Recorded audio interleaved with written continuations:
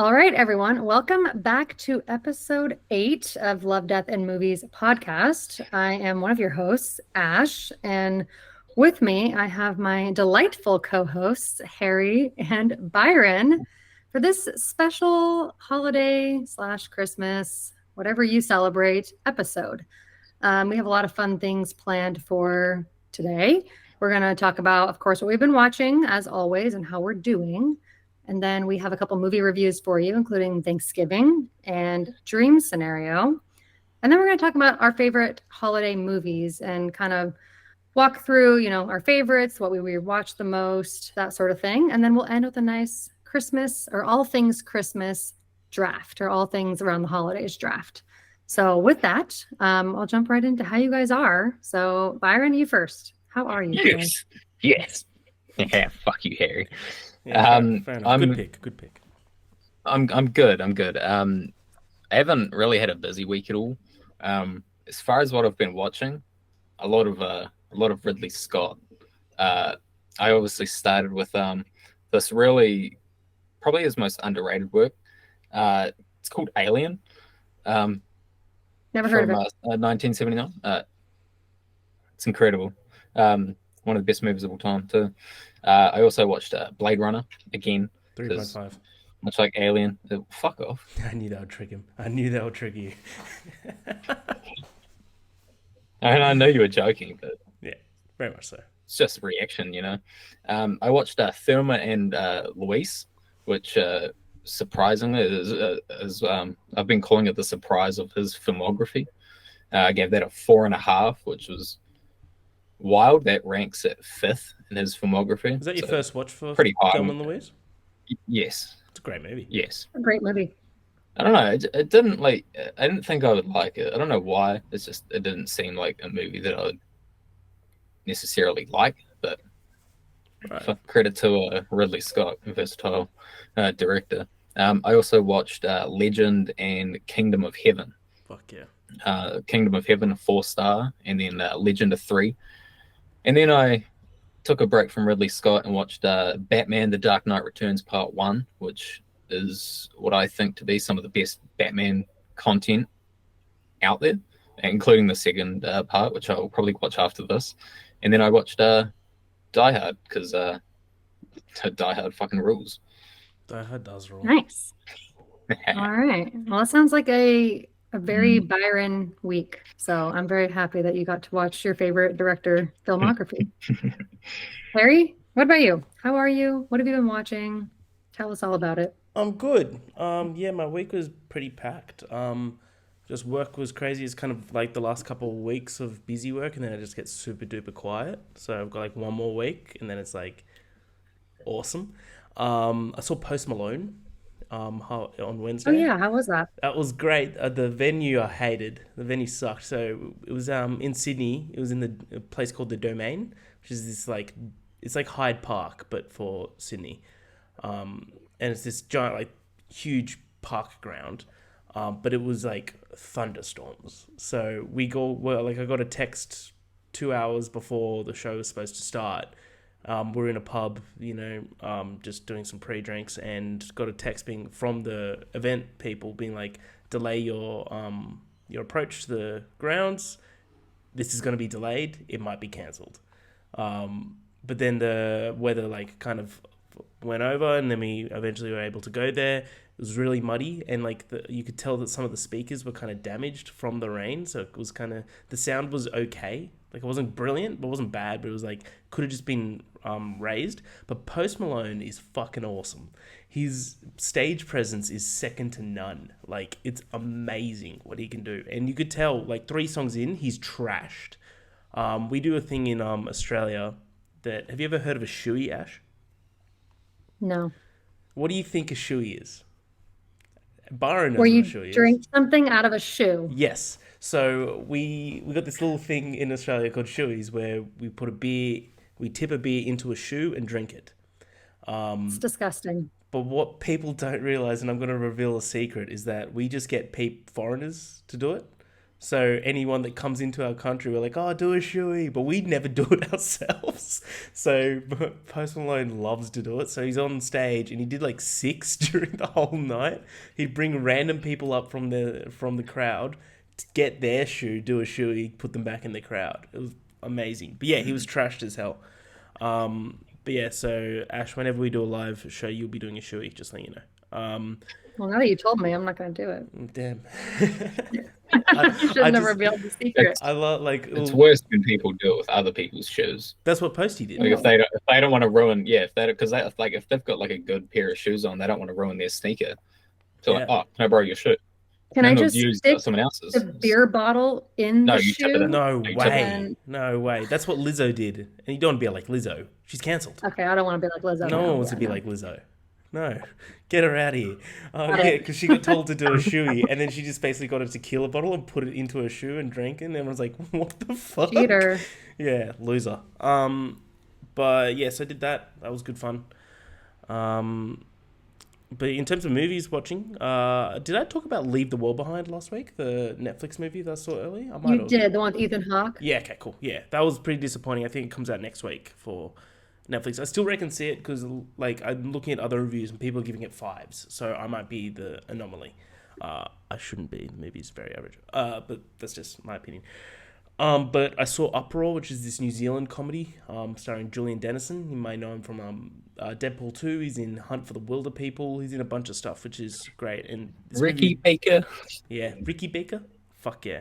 And exactly what you're talking about. And I like his I love his accent. I don't know what it is about his accent. It's very calming. It's very diffusing. Yeah. Right? Yeah. Like you already like him. But yeah, so the synopsis is a 17-year-old student is forced to get off his fence and that he's actively sat on his whole life to stand up for himself.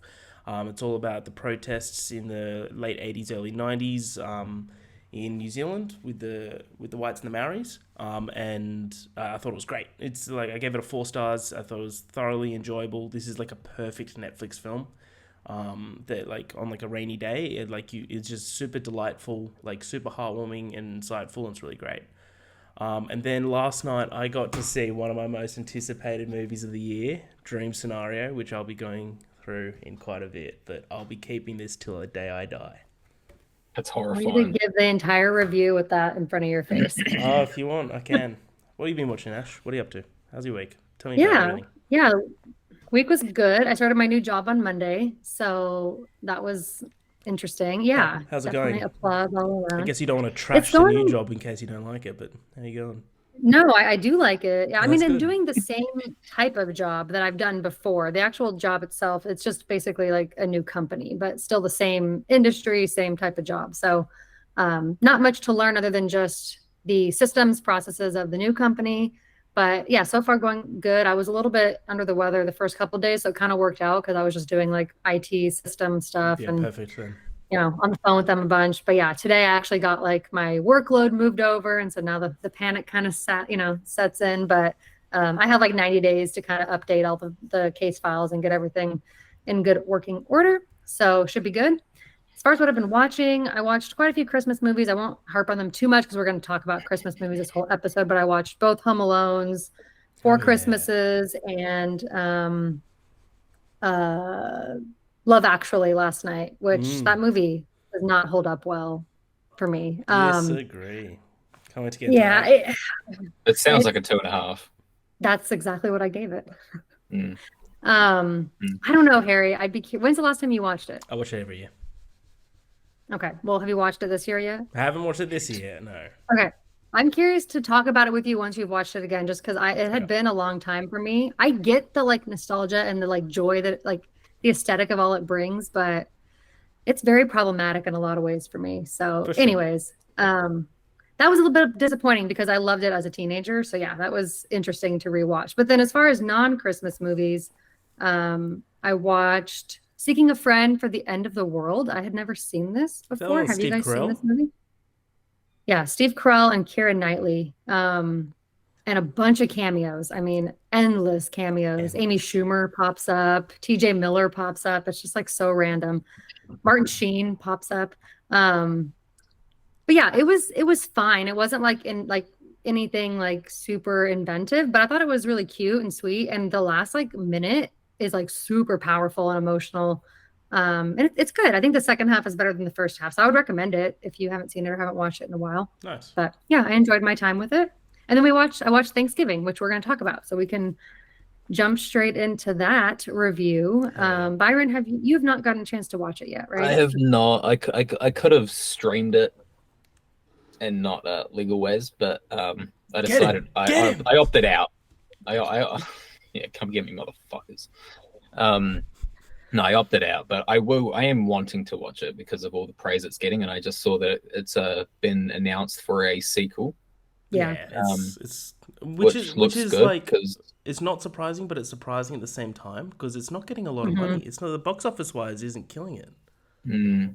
I think the tough thing is that it came out during a week where so many other things came out, and like, the Hunger Games movie, people were super happy about that, and then Saltburn, and then you have even stuff coming out this week and next week. Like, it's just kind of a busy time for movies, so maybe it kind of fell under the radar a little bit. But I've seen a lot of people compare it to Scream, which is obviously that franchise is going down fast and badly, so RIP Scream. Now we're entering the Thanksgiving cinematic Thanksgiving universe. is now getting a sequel already after when did the first one come out? Like a month ago? Thanksgiving, No, like 2 weeks ago. Yeah. 2 weeks ago. Oh Jesus, I feel like I've been seeing reviews. I posted mine early because I got to see it early. Yeah, I think we got like early screenings of it. Yeah. But all the praise is making me want to watch it, and I've seen ratings from 2.5s to 4.5s. Yeah, I reckon you're gonna love it. The 4.5. I reckon you're gonna give it a 4. I reckon you're gonna give it a 4. Yeah, my prediction is a George.5, which is a fun George.5. Yeah, I gave it a 3.5. Harry, you and I haven't talked about it yet, so I guess we'll keep it non-spoiler. I don't think you can really spoil a movie like this. We obviously won't talk about specific. Yeah, I think you can spoil which we won't say, but the things that you can spoil is like who it is. It's a whodunit, right? Yeah. And the like intricacies of the kills. I think we shouldn't really. Yeah, so I'll start by just kind of, and for you, Byron, too, just kind of like explaining kind of where it like starts off, because it's not really a spoiler, like the first like introduction scene before like the title card. Basically, the whole premise of this movie is that there's this big like Black Friday insanity happening where this girl, the main girl, her father owns this like chain of supermarket, or no, I guess not supermarkets, but it's like, convenience store. We can buy basically anything. The dairy.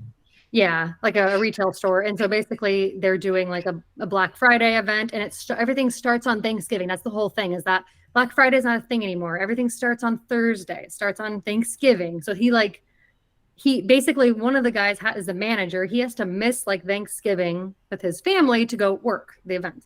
And so this big like insane Black Friday like massacre happens, where it's just like people are just like getting trampled and killed, and it's crazy. So that's kind of how it starts. And it doesn't really have anything to do with the killer. It's just like an occurrence that happens. Yeah. And so that's kind of what leads into the movie, and the movie starts out 1 year after that. So it's the Thanksgiving after. Okay. Yeah. What I love about that, because that opening scene, as you said, it's not like the traditional slasher opening of like someone getting killed like every Scream, like every other slasher film. Right. But it's literally just a mockery of what Thanksgiving has become. Because exactly, like Ash, being the only American on this call, as an outsider, looking into your country with Thanksgiving is fucking hilarious. Like what that like, and it really like what that opening scene is really captures how the rest of the world kind of see it, where it's just nuts. And I will tell you honestly, obviously besides the like killing part of it, like what it looks like is not that far off from what Black Friday kind of became. Not so much now since COVID, but that's how it is. Like I one time waited in line with my mom at Target at 8 p.m. on Thanksgiving for 3 hours just to go buy like an electric toothbrush. Like it was so stupid, but it's like, it was like an event that people would do. You'd go shopping and like go from like midnight to 6 a.m. and go buy, everything you need, like on discounted prices. It's consumerism in America is insane. We know that. So yeah, this movie honestly was spot on. That intro was probably one of my favorite intros plus title card to like Obviously, Evil Dead Rise was fantastic, Oh, but Evil Dead Rise that is was a different. great. Yeah, it was though. It was This is really a good. great movie intro, which I think they killed it. So yeah, captured that whole insanity perfectly to lead into then this pilgrim-esque masked killer who is got his, I'm saying, I'm sorry, I'm not trying to speak gender. I just am automatically saying he, because that's just my natural instinct. But the killer basically then goes on to have his, reasons, and you find out what happens. So Harry, I'm curious what your thoughts are. I don't know what you gave it or rated it. Gave it I know you liked it, 3.5. but Yeah, I really liked it. I think it's really, really good. It's a hell of a lot of fun. Watch this in a theater if you can, like a yeah. crowded theater. It's a perfect experience. You go to a slasher for the kills, right? And the kills are awesome. Like we won't go into specifics because, especially for Byron, I do believe that like I went in knowing nothing about this fucking movie. Mm-hmm. I just knew it's like all I like I was because it was produced or distributed by Sony Pictures Australia, and I was going in and one of the people from Sony Pictures knows me because I go to all their screenings. And like, oh, hey Harry, how you doing? Like, you excited for this movie? I'm like, I know nothing about it. I heard it scream at Thanksgiving. She's like, I saw it. It's literally that. I'm like, I'm in. Let's go. And that's Yeah. so that's all I knew about it. So the kills are amazing. I thought some of the kills Mm-hmm. are fucking spectacular.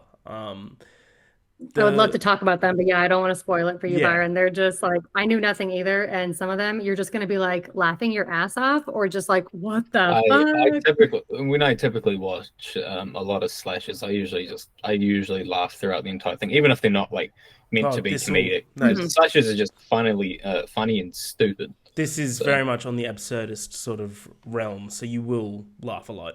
Um, yeah, like there's so much to like here, but there's also so much that like Mhm. I thought held it back. I didn't like any of the characters. None of the characters kind of Yeah. drew me in at all, which is a flaw for this. Like I know that the main draw for slashes are the kills and the fun factor of that horror, and even the villain. And John Carver is a villain, fucking sick. John Carver is the name of the. It's like Ghostface is a name. It's not the person that did it. yeah, Yeah, he's like the face of the city, basically, because it's Yeah, Plymouth, Massachusetts. So he's sort of like the person that, which is why I keep saying he, because it's like that's the face I'm seeing yeah. is It's a the guy's John face. Yeah, Carver face. Yeah. yeah, yeah. mm, But yeah, like none of the characters kind of drew me in at all. And I thought there were a couple too many plot holes that kind of just like tried to be red herrings, but just ended up being kind of annoying.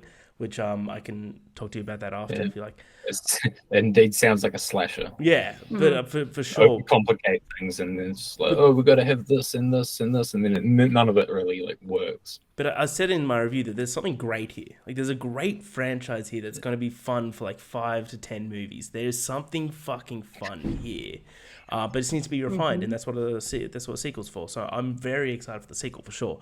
But I yeah, people saying that it's better than Scream or as good as the original Scream. Like I know I'm biased because I've got it branded on my body, but I don't think it's anywhere near the level of Scream for me, at least not yet.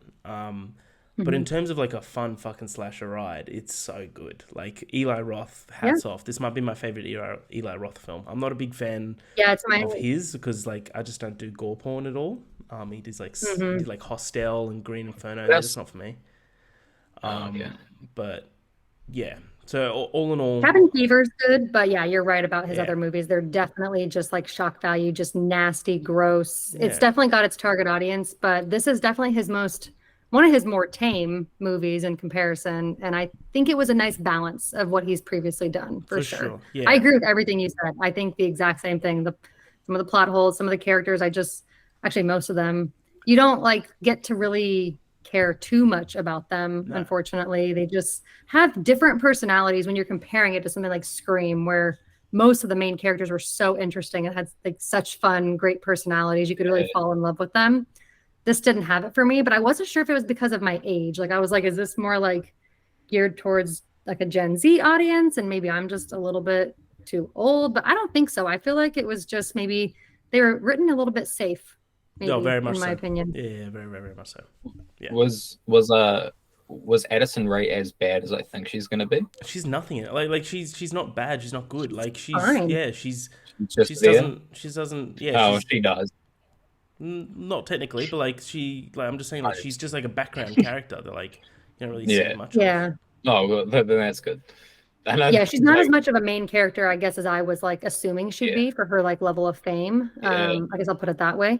But yeah, she was just kind of there. She didn't like overact or anything, but she wasn't like bad or good. yeah. Because I think whenever like the first trailer or poster or details came out, Addison Rae was obviously like the big name that was attached to it, and I thought she was going to be the main character. I was just like, I'm probably not Mm. going to watch. No, I do think it like Um, they released that because of what Ash was saying with that this might be yeah, geared towards a Gen Z audience or Gen A, whatever the yeah. fucking the youths of the world. But Gen V. when I saw Patrick Dempsey attached, I'm like, let's go, Mr. Dreamy, let's Yeah. go. There's probably only about three actors whose names I even recognized on the list. Like I think they kind of highlighted her and him because, and then Gina Gershon has been acting forever, but people don't really know who she is that much. Um, she's the dark-haired woman from the beginning, Harry. Right, cool.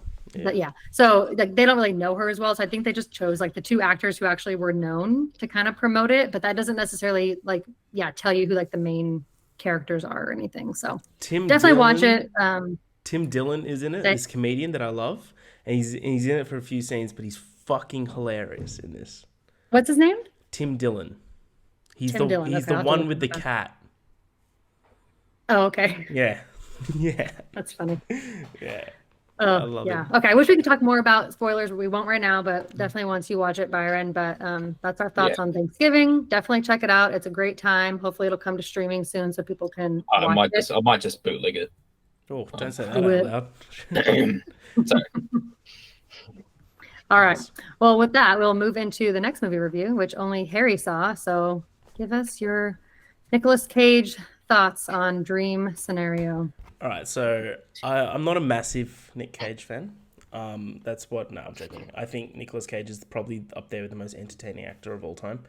I don't think he's the greatest actor. Don't get me wrong. I think he's. I thought you were gonna say best. I was No, just no, like, no. I'm not. Two. I think he's severely underrated. Everyone that says that he's a bad Yeah. actor needs to remember that he's been nominated 3 He's not a times bad and actor. won a fucking Oscar. So back off is what I would say. But he's produced a lot this year, and a lot's been average. But like I've Yeah. enjoyed him in everything that I've seen him. Right. So, this is his 5th film for the year, which is nuts. I was gonna say, how many movies has he been in? Because I So, keep seeing yeah. his face pop up Yeah, everywhere. which it should Oh, be. he was also in Sympathy for the Devil. Yeah, so he's been in 5. He's been in The What about Always, that one? Sympathy for the Devil, Redfield, Butcher's Crossing, and Dream Scenario. I've seen everything but Butcher's Crossing now, which I will get to. But, so Dream Scenario, do you guys know anything about this movie? I know I've that seen, it's an A24 film. Cool. That is all. So seen multiple trailers. Yeah, so this is an A24 film, and like just the quick synopsis is a hapless family man, Paul Matthews, finds his life turned upside down when millions of strangers suddenly start seeing him in their dreams. But when his nightmarish appearance, when his nighttime appearances turn nightmarish, Paul is forced to navigate this newfound stardom. This movie is fucking great. It's so original, fun, fresh, and just really unique. This is the funniest movie of the year for me. I like the whole cinema was packed and it was just in tears the entire film because of just how absurd this movie is.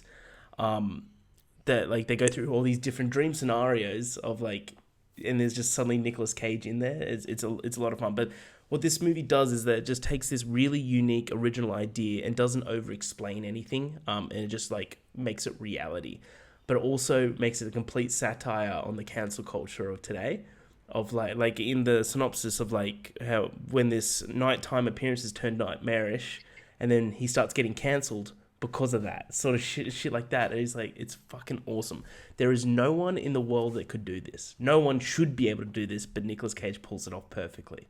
He's so likable in this movie. He's just a dull, boring man called Paul Matthews who just wants to be known for like to be great. And then this sort of starts happening, and he's like, and he's just trying to pivot it towards his like PhD book that he's trying to create about ants, but the world being the world of like this age of clout chasers. They're all thinking about how they can be influencers and stuff like that within dreams. but he's just wanting to fucking make a name for himself on his own accord. It's such a good little dynamic line. I don't want to speak too much onto it because it's very much like I can't explain these scenes with it being better than you seeing it, because some of the scenes are so fucking funny. Like, just one example is like they go through maybe 50 different dreams. Like, well, not that many, but like, they go through a lot of different dreams. But one girl's like, yeah, I was in a car crash. He's like, car crash? Yeah, what happened? He's like, and I looked up and I was yelling out for help. And then you were just there walking by. And it's just Nicolas Cage just walking by looking at her. And that's the whole dream. And and there's like 17 of that sort of thing. And he's like, so I just do nothing? And he's like offended by Walks on by. But it's awesome. And it's just a really interesting movie to see this like dynamic of response of like general public towards this man, where he has no sense of why this is happening or control over anything, but because of what he's doing in the dreams, his public perception in reality is turned, which is really unique and fun like look on this idea. But yeah, I think it's wholly original. Deserves to be seen. I gave it 4 stars. I think it's great. I'm thinking about raising it, to be honest. I had a lot of fun. This is the funniest movie of the year for me because of Nick Cage. Again, if this wasn't Nick Cage, any other actor would not work. Just wouldn't work. Yeah. But because of him, he makes this so absurd, and this performance that he gives is so absurdly hilarious that, oh man, I fucking love this guy. He's great. Yeah, I really want to see it. I don't think I'm going to be able to see it in theaters, but I actually saw the trailer twice because I saw Priscilla twice, and I think it was in that one because it's another A24 movie. Nice. And I was like, wait, what? I meant to talk to you about it because when I first saw the trailer, I was like, wait, Harry probably knows about this because of Nick Cage. Yeah. And I saw the trailer again, and I was just like, I feel like this movie looks like it could be so confusing from the trailer, but I want to see it. Like, I'm sure it all comes together nicely. It could be confusing, but they lean into that. Where they don't be like, this isn't really much of a spoiler or anything, but they don't like track down a fucking government lab and find out that it's like a disease or anything. They just let this idea be. Like, they just let this idea just be reality, which is fucking awesome. But yeah, no one cares about like why it's happening or why he's in the does. just kind of let the absurdity kind of go on. Yeah. There's the way that it continually changes. Like, you'll understand when you see it. But yeah, just it's hard to describe without you seeing it. But the whole idea of it's just a whole satire of public perception in the modern age of this cancel culture that everyone's in, which some of it's very rightfully so. Others, where you were talking about Scream, not so much. It's just really, really interesting, but they did it in such an absurd voice with such an absurd actor. So I thoroughly enjoyed it. I loved this film. Like, there were many times where I saw it with a mate of mine, and like he was in tears and out loud. He's like, no one else could have done this. like throughout the film. I believe that, honestly, just from seeing the trailer. I do believe that is a perfect role for someone like him. So yeah, I'm excited to watch it. Hopefully it will come to streaming before the end of the year so I can check it out. But yeah, very excited to see it. Glad you got to see it. Glad you got your hold up the face one more time for the people that are watching on video so you can see. So the whole put it over your face. We can see Harry as Nicolas Cage. Oh, this is my dream. That is so funny, actually, to see like your white t-shirt with the face works, just perfectly over it. You should hang it up on your wall, bro. It's a face off. It's so funny. Well, nice. Well, those are our. We had go ahead, this was presented by Fantastic Film Festival in Australia, which is this new film festival in Australia. And the guy that was presenting it, he's like, everyone got those masks and they were holding it up, and the guy took a photo. He's like, that's weird. I can see a John Travolta mask in the middle. But don't worry about that. And like, he just like brushed it off, and then a couple people were like, face off, yeah. Okay. Yeah, I haven't seen that movie, but I know what the cover looks like. You haven't seen Face Off? We're doing an episode of Face Off soon then. Just putting it out. You know who hasn't seen Face Off? Alex. Yeah, that's not happening though. That's not happening. I've lost my hope. All right. Well, with that was our 2 movie reviews for the week. So we are going to get into all things holiday Christmas speak. So We're talking about our favorites, but before we get directly into like our favorite movies or what we watch the most, I was curious. I'll go through mine first, but for you guys, I was curious what makes a Christmas movie for you, because I know it's different for everyone. Kind of like with the horror films, some people don't really categorize certain things as horror on their lists. So for me personally, I've never considered like it to be a Christmas movie if it's just like, oh, there's like 10 minutes of a scene where like it takes place at Christmas, Like or Harry Potter. Christmas is happening in the background, but there's not really anything Yeah. about the story that's Christmas. And that's fine. I don't have a problem if people do consider those Christmas movies, but for me, that's not usually how I define it. So my list is probably not going to include things like that. Does not mean I don't like those movies. It's just not how I categorize them. So I'm curious. Yeah, I think it's easy. It's either it takes place during Christmas time, or anything about Christmas impacts the story. Yes. That's it. It's all it needs. If it does one of those two things, Christmas movie. Yeah, mine's very much quite similar. That if it takes place during Christmas, and if Christmas wasn't happening, would the movie be different? And so, like, movies that, like, people have the opinion. I very much believe that, I believe that Die Hard is very much a Christmas movie. It might be my favorite Christmas movie. We'll find out. If Christmas wasn't happening, Die Hard wouldn't happen. I like your description there, Harry, because there's movies like Kiss Kiss Bang Bang, for example, which I don't think you guys have seen. I almost watched that yesterday. I was told it was a Christmas movie, but to be fair, the story would not change if Christmas was not happening at the time. That it would not change anything. So I feel like that's kind of a key element. I like the way that you phrase that. Yeah, because if we go through Die Hard, like the Christmas party wouldn't be happening. He wouldn't be coming home for the holidays to see his family. Exactly. The Die Hard wouldn't happen. And like it also has the Christmas family dynamic. Yep, the Christmas family. But the German terrorists wouldn't be coming to take over that building, because they only picked that building because they only picked that night because that's the only night where no one but Nakatomi. I'm not sure if that's the company name. I know that's the plaza name. I'm not sure if that's the company name.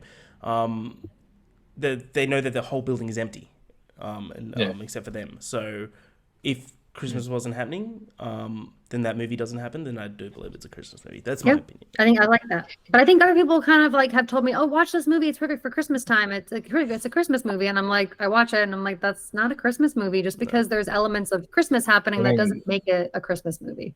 Yeah, if I think of like, I mean, I don't necessarily, it's like, I'm not like, so we're in December now and we'll watch Christmas movies. No, I am. If I think of Christmas, I kind of just want to watch Wind River because of snow.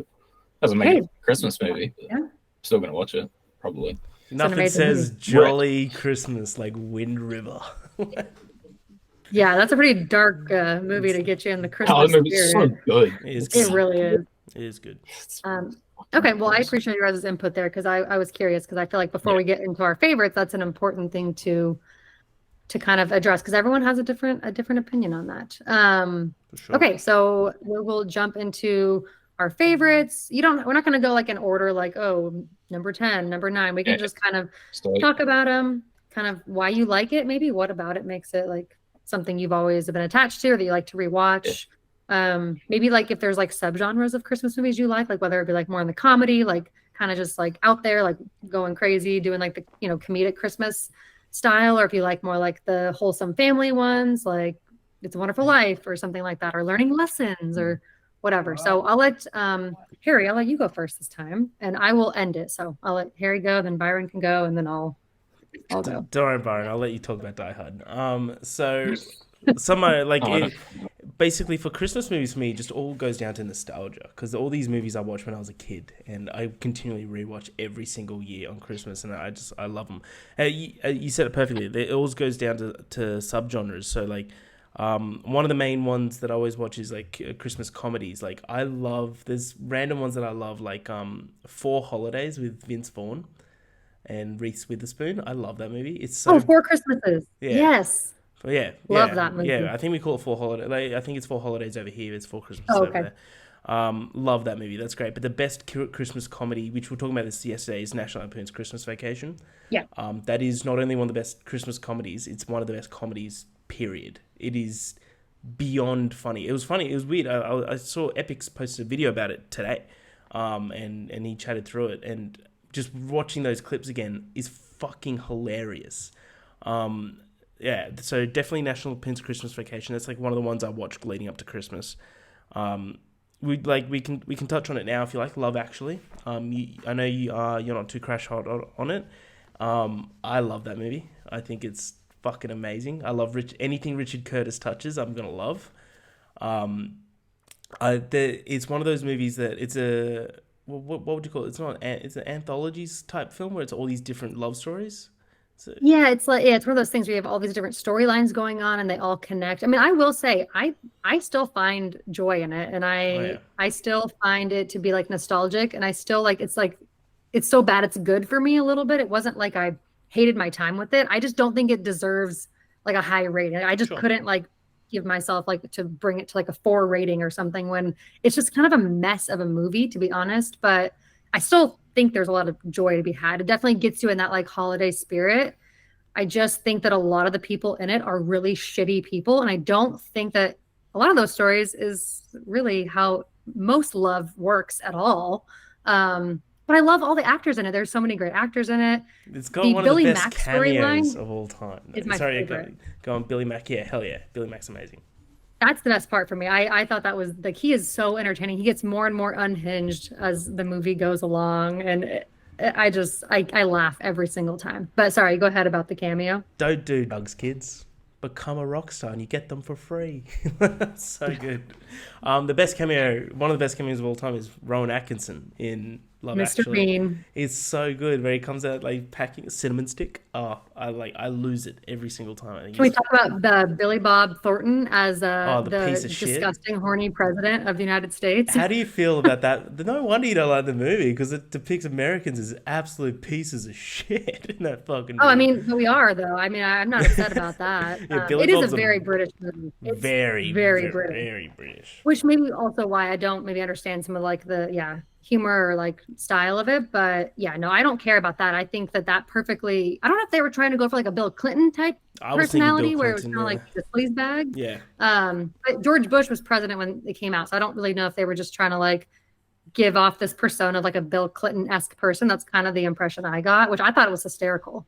Yeah, yeah, I wholeheartedly agree. But yeah, for me that's a movie like I watch every single year, and every year my favorite story in that movie changes. So yeah, I'm keen to rewatch it again. We can talk about it again then. But yeah, then going down to like more of my kid centric ones that I love is my main one is Jingle All the Way with Arnie Schwarzenegger. Put the cookies down now. One. I think you'd like that one, Byron. That's a fun one. Yeah, that one's great. In normal time. It's so good. Then Deck the Halls with Danny DeVito as well. Mm-hmm. Fucking love that. And Matthew Broderick. One we got to chat about because you watched this again lately is Christmas with the Cranks.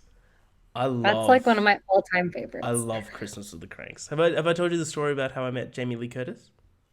Yeah, you told us last time about how she signed your my Christmas with the Cranks. She's like, I absolutely will because I've never been asked that. Mm-hmm. Yeah. So those I've got a whole other whole much more to the list, but I'll leave that for now and let you guys. I'll just say about Christmas with the Cranks, the 5% Rotten Tomato score I will have beef with for the rest of time because it does not deserve it. It's not a great movie, but 5% is insanity. That's free Frosty. Yeah, the movie's great. It's bullshit. Dan Aykroyd is brilliant in that movie. Yeah, he really is. I love Christmas with the Cranks. All right, Byron, what do you got for us? I do want to mention the one movie. It's not good. Krampus. I think it's a fun movie. Yeah, it's a fun movie as well. Yeah, I have it at a 2.5 out of 5. So like, I don't think it's good. I just don't think it's bad either. It's enjoyable. Krampus kind of rips. I just like when villains win. And Krampus does. And Christmas, like you'd expect, like the heroes to win, or like if your movie's themed for Christmas, you'd expect the good guys to win, and then Krampus is like, no, fuck that. So Krampus is pretty enjoyable. A wild movie though, really weird movie. Have you watched Better Watch Out? It's another Christmas kind of horror film. Where it's I want to though. I've heard that. It's only one other Christmas horror. There's one scene in it that deserves you to watch the entire film alone. And like when you see it, you'll know that there's one like kill that is spectacular. It's No. definitely, yeah, it's a Christmas horror. You'd love it. Yeah. Speaking of Christmas horror, one of the best slashes of all time, in my opinion, Black Christmas. I still haven't watched that. It's good. I thought you had for so long. No. I know that there was a draft that we did once upon a time, and it was my last pick. And you're like, "Yeah, go on, tell him." I said Black Christmas. You're like, "What?" Yeah, that sounds So I don't know what movie what was on your mind when I did that, but Black Christmas is inside my top 8 slashes of all time. Yeah, I'll give I it a watch think this Christmas season for you. heavily, and I think without it, Halloween, the original Halloween, wouldn't be the movie that it is. The camera work in it is probably my standout. The POV cam, especially. Speaking of Halloween, that's probably where he got it from. That POV angle of the killer's perspective was fucking excellent. Kills are glorious as always. They have to be in any good or great slasher.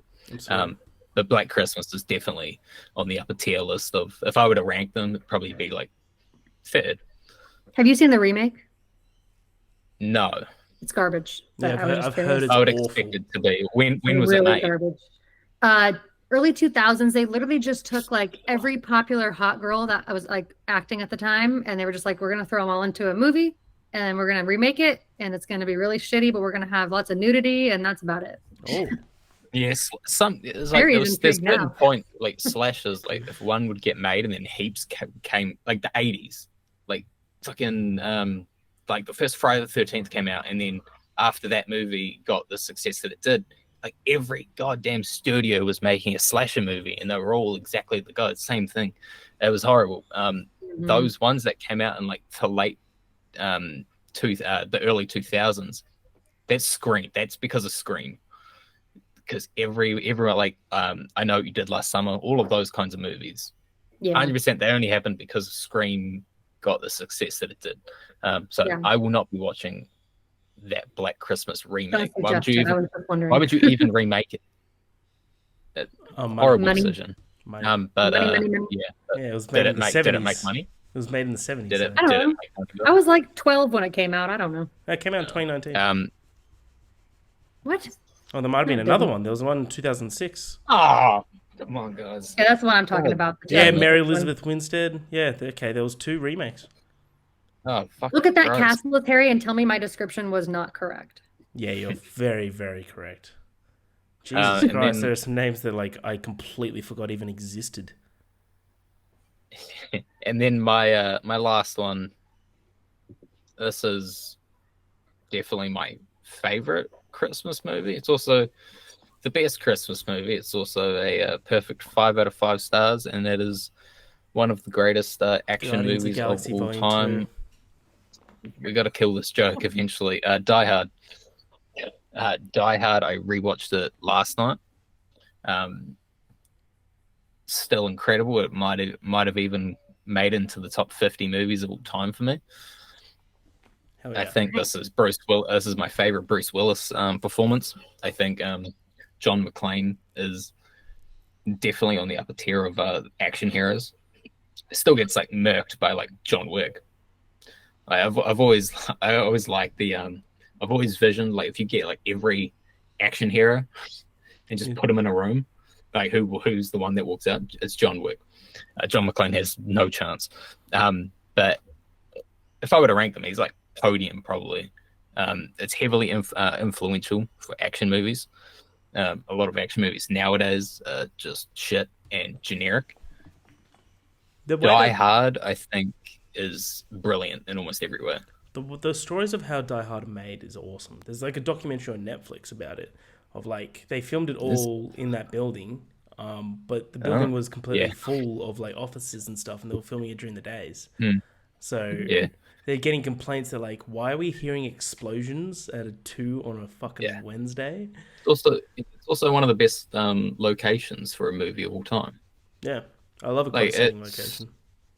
Yeah, it works well because it creates like a blend of excitement, humor, claustrophobia, and then it's well choreographed like all the time. Like, it's perfect. The action sequences are fucking awesome. Mean Rest in as peace to Alan Rickman. Actually, he's in 2 of the movies we talked about Alan already. Rickman is, It's a piece of shit in 2 movies. Off the top of my head, probably one of the best action villains of all time. I tell you what, he might be a worse villain in Love Actually. I think you're right, Harry. He might just be. I don't know what that piece movie of is. So fuck. I don't know. A piece of shit. Fuck you. He is great, though, in Die Hard. Rest in peace, Alan. Yeah, Die Hard rules, and I kind of want to watch it now. Nice. Nice. What are you, Awesome. What about you, Ash? Well, 2 that we haven't even mentioned yet, which is the Home Alone movies. I definitely grew up on all of these, especially the first 3, but the first 2 were definitely my favorite, obviously with Macaulay Culkin and that whole family. I mean, God, this kid just has the shittiest family. Yeah. I would definitely not want to be a McAllister personally, but I think the first one for me is the better one. I know people like the New York one better, but I do love movies set in New York. Yeah, Seth loves the New York one, but I just think the first one, it really brings out like more of the, I don't know, the Christmas spirit for me, just him being home at the house. I vibe with it a little bit more, but I love both of them, obviously. I've got a mate that thinks that the third one is the best one, which is nuts. Hell no. The third one's nuts. Hell no. It turns into like a Korean war. Like, it's fucking weird. Yeah, it's weird. It's basically it's a different kid, Byron. So it's not not the same family, different kid. And same mom though. Although they also different actress, but they made sure the mom was like still like a redhead, and she looks just like Catherine O'Hara, but it's like she's younger. Is there a 4th one? Yeah, there's 5. Oh my god, is there? Oh my god, what the? Yeah, the 3rd through 5th ones though are not good. Scarlett Johansson though plays the sister in the 3rd one, and she's like a teenager. She's like a baby. It's one of her first roles. I'm looking at the poster now for Home Alone 3, and she looks remarkably like Catherine O'Hara. So Christmas, if you're going to make a Christmas movie, don't make it too good, or else you'll get 4 sequels, because Die Hard had the same thing. Yeah. First Die Hard came out, and then the titles even get worse and worse. Die Hard 2 is great. Good Day to Die Hard. It's like it's dumb, man. The first 3 Die Hards are brilliant. Like, all 3 of them. I don't rate them badly. I don't rate them like that good though. Most like a lot of like 2.5 out of 5s. What about Die Hard 3? Die Hard 3 is fucking amazing. Like a 3, I think. No. What's the 3rd one? With a Vengeance, the one with Jeremy Irons. Yeah, it's got to be a 3. No. That's going to be a 4. All right, I'm jumping back into mine before this becomes a Die Hard conversation again. Not that I don't love Die Hard, but we'll just agree on the first one. Yeah, we can. Yeah. Besides those, though, the ones I definitely watched when I was growing up were Elf and How the Grinch Stole Christmas, the one with Jim Carrey, obviously. Not a huge fan of the animated ones. I really like the live action. I think Jim Carrey is absolutely brilliant as the Grinch. People have weird opinions about this movie, but I think he makes it. I mean, he literally just embodies that character, his facial expressions, there's so many one-liners from that movie that I quote all the time in my daily life. But what will I wear? Solve world hunger, tell no one. Yeah. I can't cancel that again. I can't cancel that it's just so good. And then Christmas Vacation, you already touched on, but that is probably my favorite Christmas movie. I've watched it every single year for at least 15 years now. Hell yeah. It's just hysterical. Byron, I wish you could understand, like, even aside from the Christmas part of it, like, it's just so hysterical. He's just like the perfect all-American East Coast dad that just wants Christmas to be so perfect for his family. And his family is so chaotic, and it's like the extended family, I think. And I have a very like chaotic extended family, so I feel like I really relate to some of the things that are going on there. Many Cousin Eddie is an all-timer. Well. Many. Would you like some?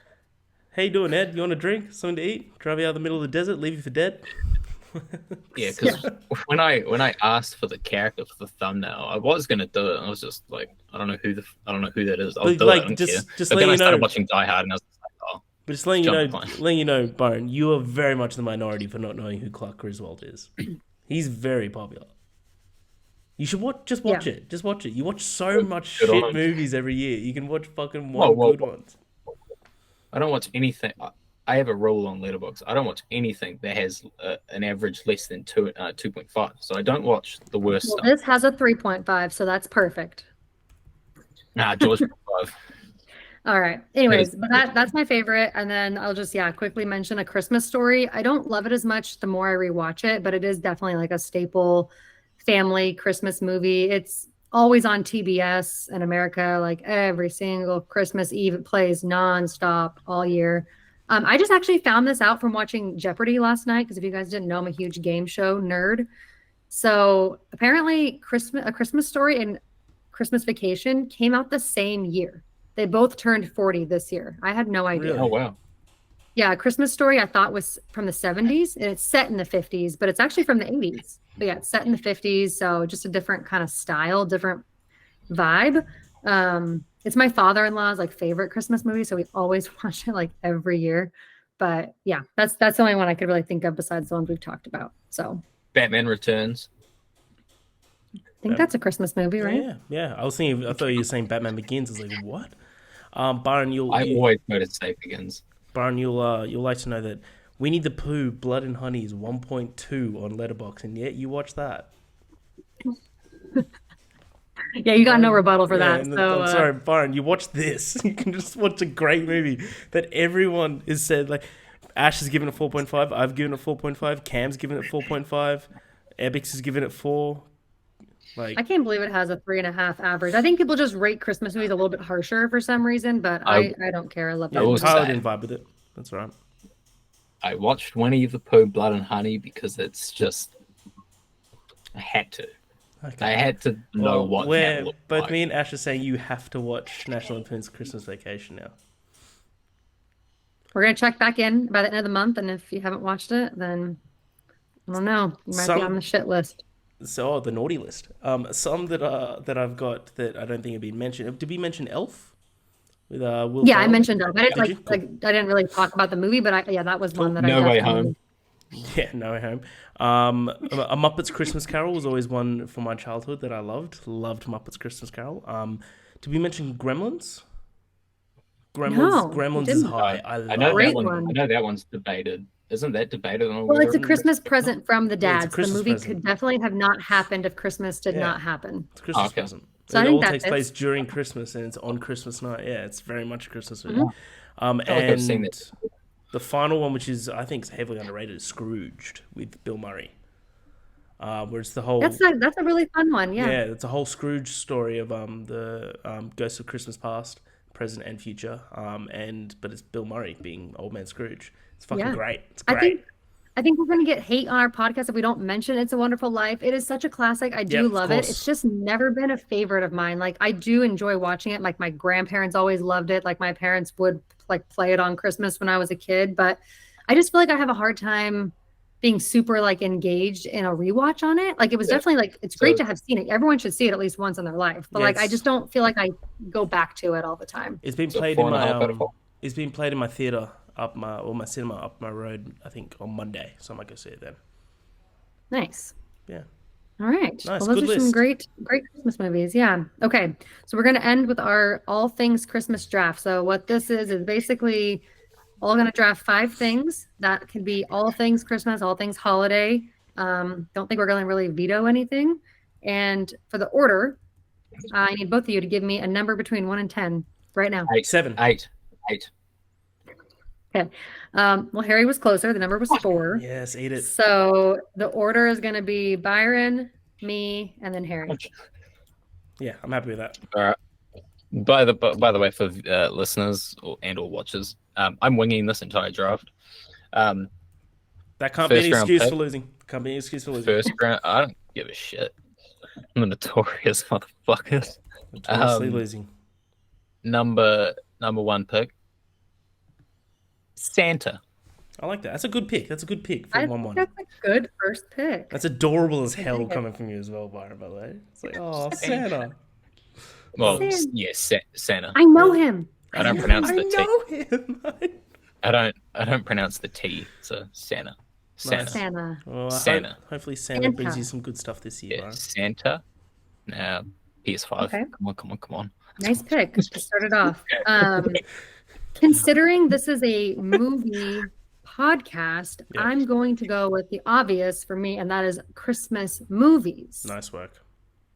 No, that's great. That's a great pick. That's great ones. I'm gonna go for the other obvious one for me, which is the Can I just group up Christmas food? Is that one? Like it's the Christmas. You can take a section of food. Really? You can't have dessert and regular food. There's one food that. What about because we got the Christmas lunch in Australia, where you guys got Christmas dinners. We don't have Christmas dinner. So I was going to go... We did Christmas. How about you say you're taking Christmas dinner, not just Christmas food in general? Oh, I'll have Christmas... Well, we can separate the food. We can if we want. Okay, no, just do it. We can separate the food. I'll go the Christmas ham. That's mine. That's huge in Australia. Like you go into like a supermarket. I don't know what's a main supermarket for you, Ash? Walmart. Yeah, you or go to Winco. Walmart. We've got Woolworths. So you go into Woolworths here, and they got these giant fridge sections. There's like chock-a-block full of hams. All right, so that's my ham. I'm also just gonna be for my second round pick. I'm gonna be spending time with the family. You know, that's mine. That's a great one. How sweet. Thank you, Fuck. Ash. Fuck. What else? All right. For my second pick, I'm going to take ugly Christmas sweaters. Damn, this is a nice big one. I like deal that. in my family. And we always do ugly Christmas sweaters for whatever kind of Christmas Eve party we have. Good pick. So. Good pick. Fuck. I knew I should have took ham in the first round. Yeah, but Fuck's you sake. didn't though, did you? You didn't. Yeah, shut up, man. And I did. Fuck. I got back to back here, yeah? Yeah. Yep. I will go Christmas presents. Yep, that's a good one. PS5 Santa, come on, please. You jolly Please, bastard, come on. PS5. Nice. You slide down my chimney, I'll set your ass on fire if I don't get a PS5. And then I will take summertime because Yep, it's summertime here as well. yeah, That was never going to be on Ash's. That's weird Which for I me. think But exactly. It was never going to be on Ash's. It would have been on mine though. It was on my list. So well done. Yeah, I bet it would be. I think Christmas would work better as like in summer than it would winter. Like, I don't want it being cold. I want it being like nice and warm, so you can sit outside eating Christmas lunch. Yeah. Oh, how good's Christmas lunch? It's- So much better. It's than also Christmas. better than dinner. Oh yeah. so Yeah. throwing me off right now. Christmas lunch, summertime. What was your first pick again, Harry? Christmas ham. Yeah, fucking piece Yeah. of shit. It's so good. It's so good. Like my mom's Yeah, coming it down. My mom lives in the country, and she's coming up for Christmas. And she's like, "Do you want me to bring you your own ham?" And I'm like, "Oh yeah, yeah, I do." I used to get them from work. So I used to work in a supermarket, and like at the end of the year, they'd give you like gift cards and shit, but then they'll just give you a big ass ham. Oh, that's huge because they're like $100. That's awesome. Yeah, They're yeah. I What? think some of ours were like It's like a 120. Thanksgiving food here. Like people still eat it for Christmas dinner, but it's also like a big Thanksgiving food. Oh, But it does we not don't have cost Thanksgiving here $100. though. We don't. Yeah, we don't Well, do. right, I know. I was just saying. But yeah, it's very expensive down here. Everything's Ham is the food among foods, you know. It is That's like, great. but I it's the like one ham. that you. It's weird because you buy the ham and then you get told to put it in some fucking wet bag that like somehow makes it fresh for a month, but you don't question it and still you're eating it on fucking 25th of January, Yeah, just it's like- slicing some ham off. like a cloth bag. Yeah, the cloth, but you have to make sure it's wet. So weird.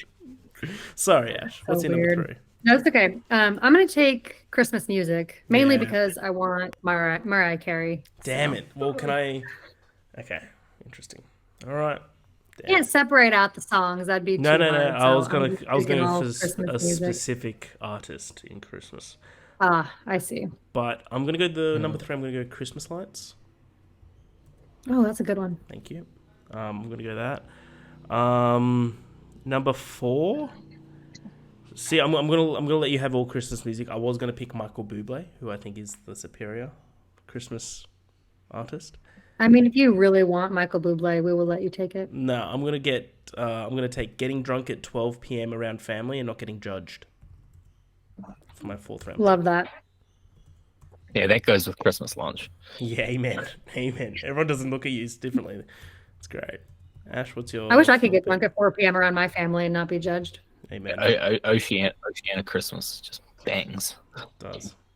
Back to me, right? Or is it Byron? Yeah. It's you. I believe it's Ash, sorry. Back to me. Okay. Ooh, I'm between two. Fuck it. I'm gonna go with ice skating.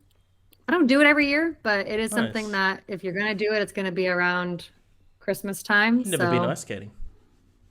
We used to ice skate a lot when I was a kid. It was something we always would do, like whether we were like up in like where you think is fake, Lake Tahoe. It's not fake. I promise it's real. Sure. And you'd go ice skating at like any of the ski resorts, or like there's a place in like the downtown that's like an hour away from me. So yeah, I'm gonna take ice skating. Nice. Done ice skating like twice. I hated both times. I like fell over. I was like, "Fuck this shit." I'm actually like pretty good. Like I'm better at rollerblading, but I'm decent at ice skating. I'm shit at that too. You're the Tonya Hardy of this podcast. Yeah. My last 2 picks. I'm struggling. I shouldn't have winged it. I told you. Has anyone picked the tree? No one's picked the tree. No, the oh my Xmas God. tree? That was my last pick. That was going to be my last, yeah. I was about to say Harry took lights, but not the actual tree. Yeah, because the lights on the houses and stuff. Like you, yeah, I know, drive but around, like, that's maybe. think of I lights, missed you think the of tree. the tree, so I thought the tree was Like coming. my favorite thing is decorating the tree. I don't know what the fuck I was thinking. Yeah. Yeah, my mum likes doing that. And 5, I will go. Go towards your mate. Number 5, I will go. Christmas. Can I take stocking, or would you say that's present as well? Oh, you could do your stockings. That's like presents Christmas before stockings is presents. not- yeah. I will do Christmas stocking because that was always my favorite thing to do in the morning. I could do it with it. I didn't have to. My parents didn't have to be awake for me to do that part. Yeah. Yeah. Oh, that's great. So I love anyone that. else, like when they're a kid, just like fake cough, like when you wake up, you just like start coughing and shit to wake other people up, trying to do it politely. No, I just tell I would people. just wake up and go like sneak down and look at the presents. I was always scared. I remember when like I used to sneak into like when my mum was at work, I'd sneak into her room and she like in her closet would just have all the presents there, like from the end of November. And I remember being in there being like the PS2 version of like Need for Speed Carbon. And I was like, oh yeah, this is gonna be good. Like, I was like reading the back of it for like a month, and then like the day came and I unwrapped it. I was like, oh wow, I didn't think I'll be getting this. I never got a PS2 for Christmas. I got a PS3 and a PS4 for Christmas. PS5. Nice. Santa, come on, motherfucker. Come on, Santa. Give it to me. Give me what I want. I feel like I'm kind of regretting my ice skating pick, but I can't go back now. Now that I'm looking at my stocking here in my picture behind me, I'm like, ooh, reindeer, ooh, things. That's why I picked it, because I didn't have it left and I was looking at Ash's background. I was like, oh shit. As much as I would love to take candy canes, I'm taking Christmas cookies because I feel like that's a big thing, like making cookies, decorating them, making like sugar cookies that are shaped like snowmen and Santa, and then decorating them. That's like a big thing for my childhood and even still with like my nieces. So I'm taking Christmas cookies. That includes gingerbread, right? Yeah. Yes. Yeah, cool. I don't think I've had Christmas cookies. Have you had gingerbread? I've had Christmas cupcakes. No. I don't. What the fuck's a Christmas cupcake? I don't know. I feel like that's what I would like. It's a normal cupcake, but just green and red. Yeah, with like designs on top of it. Nice. Oh, fuck! That was one of my draft picks. Damn it. Yeah, well, I was gonna pick the color red. All right, Harry, you got the last one. I was actually going to pick gingerbread, so well done. Yeah, that was great because I think gingerbread's the go-to dessert when it comes to Christmas desserts. That and pavlova. But I will be taking for my 5th round pick is awkward questions from relatives that you haven't seen in a few years. That's mine. Love it. So to recap, I've got them all written down unless you do. I do as well. You got mine written down. Okay. So for the recap, Byron took Santa, presents, summer. Might be confusing to a lot of Americans. Christmas tree and stocking. I took Christmas movies, ugly Christmas sweaters, Christmas music, Gangster. which includes Michael Bublé and Mariah Carey, And good work. Good work. ice skating, and Christmas cookies. And then Harry took ham, family time, loved one time, lights, getting drunk at 4 p.m. and not being judged by your family for it. Mm-hmm. And then getting awkward questions from your family that you don't want to answer. Or what had you say? That you haven't seen for years. You haven't seen. They haven't seen for years. Yeah, but then they're just like, "Where's your girlfriend?" Like so like that. You're Even like, getting married. I just want to point out that Harry picked ham before he took fucking family. Yeah. Well, I had the first two picks. I knew what I was ham, picking, you know. Harry valued ham over family. Yeah, I do. Like you don't. I would too because Byron, the ham fucking. don't act like I'm the loser in this conversation right now. I picked the fucking ham. Food always comes first. Okay, Amen. let's be real. The family The wouldn't ham. be there if it Alright. wasn't for the ham. Like you know that. Yeah, forget putting the star on top of the tree. Put a fucking picture of a ham. Oh amen. Fuck. Rum ham. I got a little rum ham. Yeah. Oh, yeah. Rum ham. All right. Nice. So Well, good. that wraps up our Christmas, all things Christmas draft and our Christmas episode. So Yeah, thank you one. for listening. We are your fantastic hosts, and please follow us on everything. We are on Instagram, TikTok, X, Threads, YouTube, Spotify, Apple Podcasts. So Nailing it. follow and listen all. We appreciate it so much. And until next time, we will see you then.